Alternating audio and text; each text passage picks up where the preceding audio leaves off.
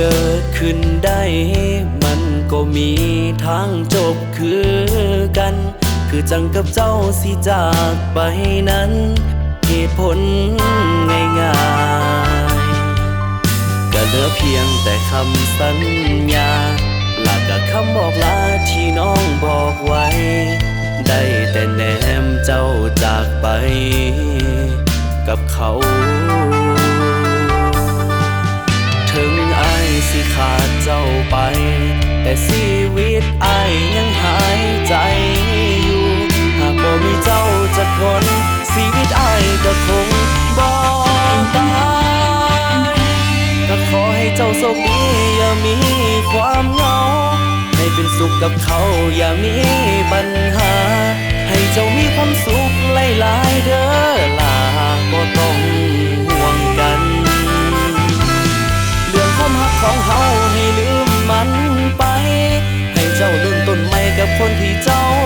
ว่าดีหักของเฮาที่มีต้องจบลง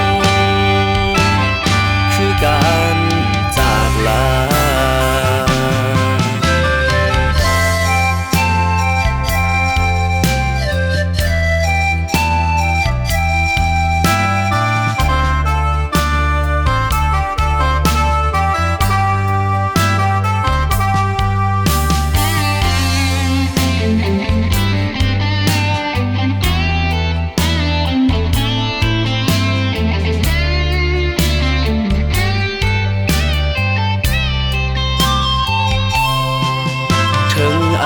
สิขาดเจ้าไป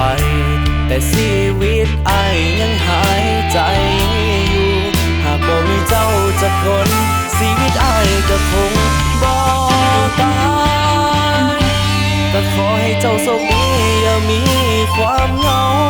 ให้เป็นสุขกับเขาอย่ามีปัญหาให้เจ้ามีความสุขหลายๆเด้อล่ะบ่ต้องห่วงกัน